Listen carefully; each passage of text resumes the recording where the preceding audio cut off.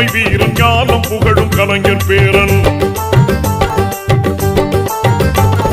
கருப்பு சிவப்பு படையின் வீரன் களத்தில் வெல்லும் துணிச்சல்காரன் காலம் கொடுத்த கடமை வீரன் ஞானம் புகழும் கலைஞர் பேரன். திருப்புவளையின் வழியில் வந்த தமிழ் குருதி இளம் திராவிடருக்கு தலைமை தாங்கும் உதயநிதி.